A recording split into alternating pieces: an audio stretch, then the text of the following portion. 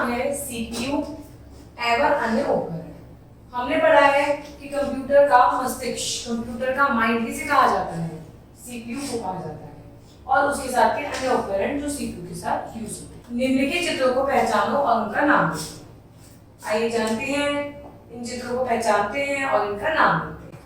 देखिए, ये तो है हमारी हार्ड डिस्क और ये है सीपीयू। चलिए देखते हैं। अब तक आपने कंप्यूटर के इनपुट एवं आउटपुट के बारे में ज्ञान प्राप्त किया है। हमने लास्ट चैप्टर्स में पढ़ा है कि इनपुट क्या, कौन सी डिवाइसेस होती हैं और आउटपुट कौन सी डिवाइसेस होती हैं। इनपुट डिवाइसेस वो होती हैं जिनके द्वारा हम डेटा अपने कंप्यूटर में डालते हैं, इन करते हैं। और आउटपुट डिवाइसेस क्या होती हैं? जब हमारा डाला गया डेटा कंप्यूटर प्रोसेसिंग करता है और उनका रिजल्ट हमें देता है, तो उन्हें हम क्या कहते हैं? आउटपुट डिवाइसेस, जिनके द्वारा हमें रिजल्ट मिलता है। जो डेटा आप कंप्यूटर में डालते हैं वह आउटपुट के रूप में दिखाई देता है। कंप्यूटर के जिस भाग में डेटा प्रोसेस होता है उसे सीपीयू कहते हैं। अब तीन चीजें हो गई। इनपुट, हमने कंप्यूटर के अंदर अपना डेटा डाला और हमें आउटपुट मिला। आउटपुट कैसे मिलता है? कंप्यूटर में प्रोसेसिंग होती है। कंप्यूटर उस डेटा पे जो काम करता है वो किसकी मदद से करता है? सीपीयू की मदद से करता है। सीपीयू का अर्थ सेंट्रल प्रोसेसिंग यूनिट है। यह कंप्यूटर का मस्तिष्क कहलाता है। यह कंप्यूटर का मुख्य भाग होता है। आप जान सकते हैं, यदि आपके शरीर के अंदर आपका माइंड ही ना हो तो आप क्या कहलाएंगे? पागल कहलाएंगे। अगर आपके अंदर दिमाग ही ना हो तो क्या आप कोई काम सही ढंग से कर पाएंगे? बिल्कुल भी नहीं कर पाएंगे। ऐसे ही कंप्यूटर में होता है। कंप्यूटर में, कंप्यूटर का दिमाग सीपीयू को कहा जाता है। सीपीयू का क्या काम होता है? हमने जो भी डेटा कंप्यूटर को दिया है, हमने जो भी इंस्ट्रक्शंस कंप्यूटर को दिए हैं, वो सीपीयू के द्वारा माने जाते हैं और हमें रिजल्ट मिलता है। यह कंप्यूटर की सभी क्रियाओं को संचालित करता है।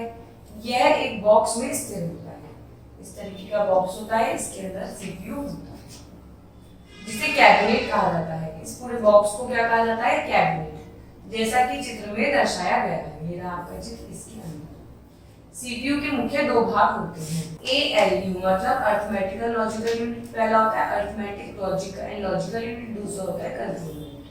अब पढ़ते हैं हम दोनों के बारे में। पहले हम पढ़ेंगे अरिथमेटिकल लॉजिक यूनिट, मतलब एएलयू के बारे में। एएलयू के भाग के द्वारा कंप्यूटर में सभी गणितीय सवाल हल किए जाते हैं, क्योंकि इसमें क्या आ गया? Arithmetic, logical. लॉजिकल चीजें कहाँ होती हैं? मैथ्स में होती हैं। तो जितने भी मैथ से रिलेटेड हमारे प्रश्न होते हैं उनका आंसर हमें कंप्यूटर किसके द्वारा देता है बेटा?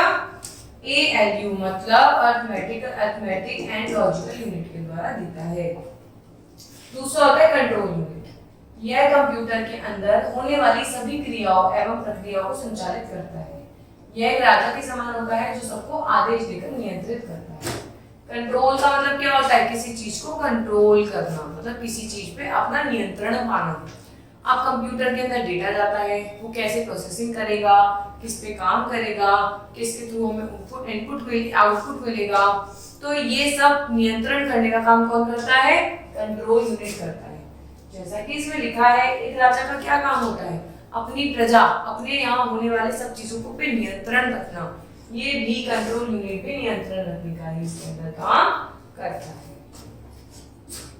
कंप्यूटर में मेमोरी भी होती है।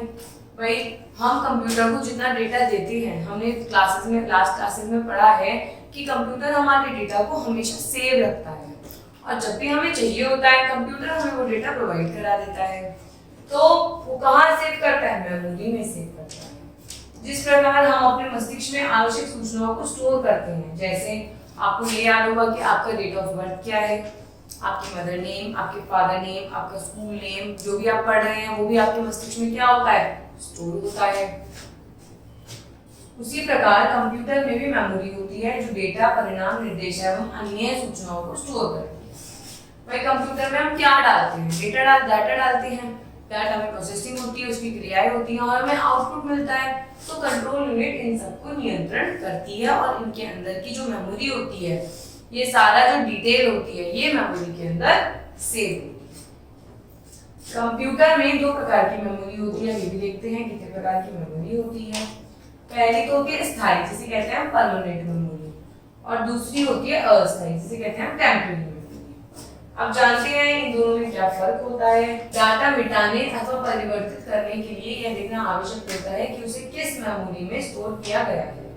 आप डेटा को मेमोरी में स्टोर कर सकते हैं एवं कभी आवश्यकता पड़ने पर उस कार्य पर कार्य कर सकते हैं।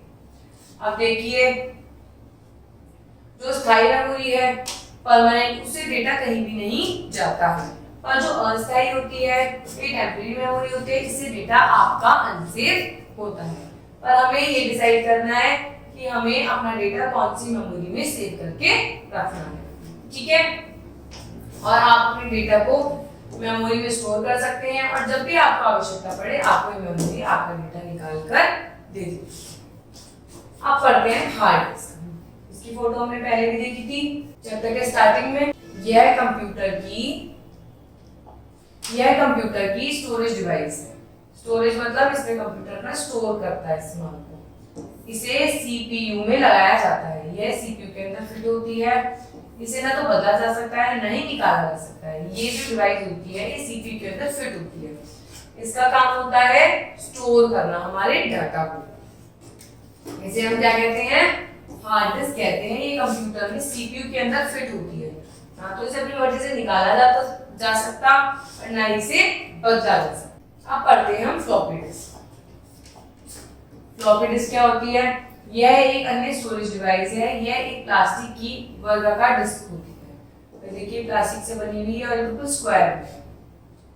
यह दो आकारों में मिलती है। इसका प्रयोग मुख्य रूप से एक कंप्यूटर से दूसरे कंप्यूटर में डेटा को स्थानांतरित करने के लिए किया जाता है। ये हमने हार्ड डिस्क पढ़ी।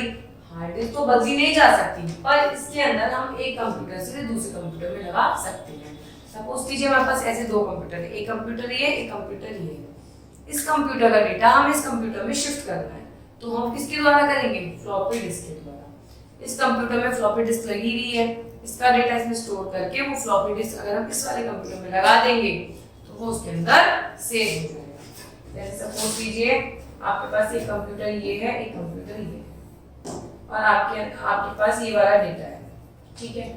आप फ्लॉपी डिस्क आप इस वाले कंप्यूटर में लगाएंगे और यहाँ से स्टोर करके ये आप फ्लॉपी डिस्क इस वाले कंप्यूटर में लगाएंगे निकाल के यहाँ से, तो इसमें आपका डेटा शिफ्ट हो जाएगा। फ्लॉपी लगाने के लिए कंप्यूटर में विशेष स्थान होता है, इसे फ्लॉपी ड्राइव कहते हैं।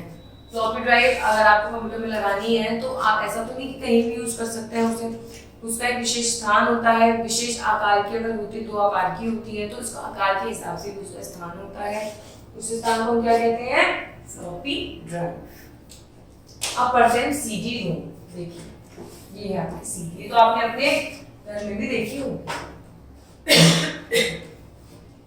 यह एक अन्य उपकरण है जिसे कॉम्पैक्ट डिस्क भी कहा जाता है। सीडी की फुल फॉर्म क्या है? कॉम्पैक्ट डिस्क, ठीक है। इसे सीडी रोम या सीडी ड्राइव में लगाया जाता है। इसका भी लगाने के लिए एक अलग जगह होती है सीपीयू के अंदर। सीडी रोम या सीडी ड्राइव में से लगाया जाता है। आप सीडी पर डेटा को स्थायी रूप से स्टोर कर सकते हैं। इसके अंदर जो डेटा रहेगा वो आपका हमेशा सेव रहेगा।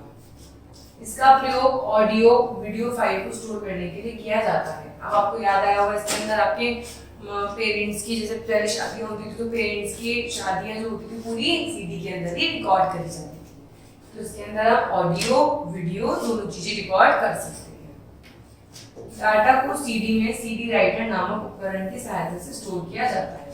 अब हमें डेटा इसके अंदर सेव करना है तो किस फॉर्मेट में करेंगे? सीडी राइटर नामक, ठीक है।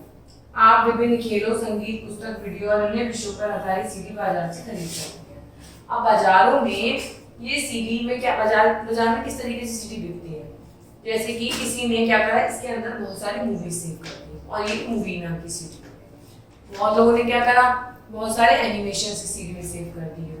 कुछ ने क्या करा कि बहुत सारे सॉन्ग इस सीडी में सेव कर दिए और फिर सेव कर दिए। तो इस तरीके से बाजार में आपको अलग अलग वैरायटी की सीडी जिसके अंदर अलग अलग प्रकार का डेटा होता है आपको बहुत आराम से मिल जाएगी।